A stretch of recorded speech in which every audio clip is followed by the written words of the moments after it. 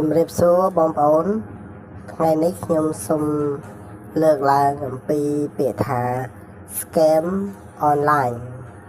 ហ្នឹងគេបែងចែកចេញជា4ប្រភេទទី1 phishing scam ទី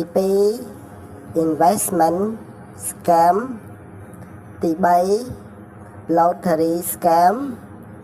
ទី4តកតងនឹង romance scam ទាំង4នេះគឺមានលក្ខណៈខុសៗគ្នាតែ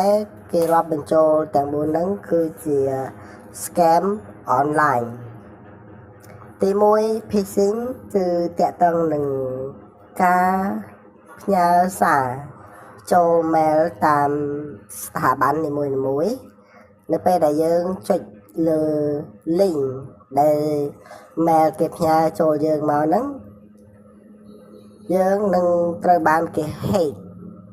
ប្រសិនបើប្រព័ន្ធធនាគារគឺគេ hack account នឹងតើតើនឹង phishing ដូចជា Telegram ជាដើមនៅពេលដែលគេផ្ញើមកយើងចុចលើ link ទៅគេអាចគ្រប់គ្រងលើ Telegram យើងបានទាំងស្រុងអាហ្នឹងតើតើនឹង phishing scam ចំណែកឯទី2តើតើនឹង investment scam គឺសំដៅទៅដល់លើការវិនិយោគលើអ្វីមួយដោយដែលបងប្អូនបានជួបឬក៏បានឃើញផ្ទាល់ភ្នែកហើយតើតើនឹងការវិនិយោគតាមរយៈក្រុមហ៊ុនតាមរយៈផ្សេងតាមរយៈបងប្អូនដែលយើងគិតថាវាមានផលចំណេញលឿនឧទាហរណ៍ថាដាក់លុយបានការប្រាក់ក្នុងមួយឆ្នាំ 10% តែចាក់ស្ដែងតាមគោលការណ៍របស់ធនាគារជាតិឬក៏ហៅថាធនាគារជាទូទៅគឺបានត្រឹម 4% ឬក៏ 5% ក្នុងមួយឆ្នាំអញ្ចឹងហើយតើតើនឹងការវិនិយោគដែលបានប្រាក់ចំណេញខុសពីធម្មតាយើងអាចរាប់បញ្ចូលថាវាគឺជា investment scam អញ្ចឹងហើយបងប្អូនពូមីងសូមមេត្តាប្រុងប្រយ័ត្នឲ្យបានខ្ពង់ខ្ពស់ក្នុងការវិនិយោគលើអ្វីមួយដែលវាមិនសមហេតុផលហើយមួយទៀតតើតើនឹងការវិនិយោគនេះទៀតសោតប្រសិនបើបងប្អូនមិនយល់ត្រង់ណាអីអាចសាកសួរអ្នកដែលគេចេះដឹងណាជៀសវាងត្រង់ថានៅពេលដែលយើងវិនិយោគយើងអត់បានសួរនាំបងប្អូនអីហ្នឹងគឺមានហានិភ័យខ្ពស់មែនតើចឹងហើយតើតើនឹង investment scam ហ្នឹងខាងខ្មែរយើងគឺចាញ់បោកគេច្រើនណាស់ចំណែកឯទី3តើតើនឹង lottery scam ហ្នឹងមានគេផ្សាយសារតាម Facebook តាម mail តាមអីផ្សេងដែលអាចធ្វើទៅបានឬក៏តាមរយៈ call ថាបងប្អូនត្រូវរង្វាន់ត្រូវឆ្នោតចំនួនប៉ុណ្នេះឬក៏បងប្អូនឃើញគេ live នៅក្នុង Facebook YouTube ឬក៏ TikTok មានការកុសឆ្នោតអីត្រូវបានប៉ុណ្ណេះម៉ឺន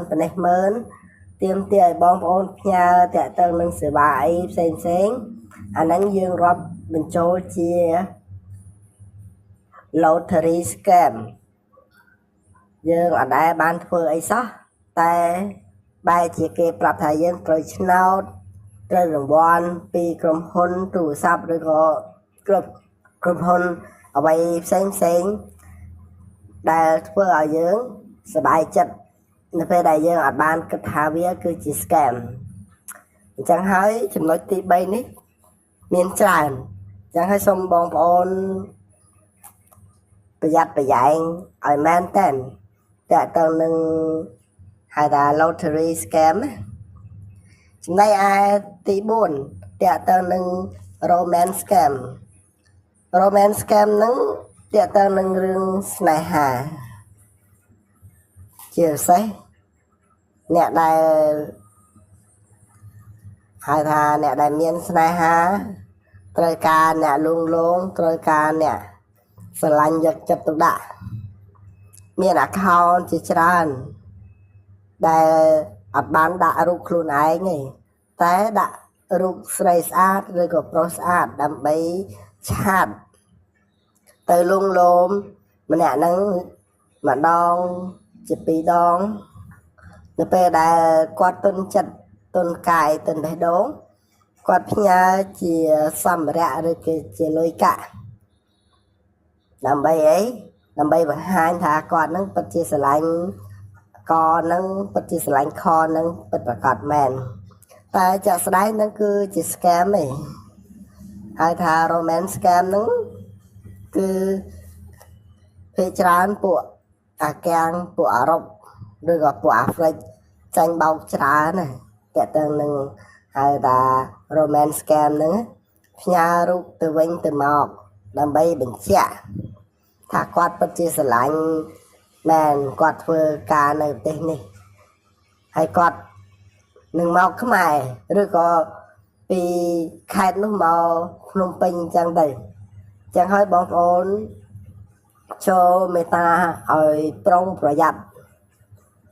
មុននឹងផ្ញើលុយកាក់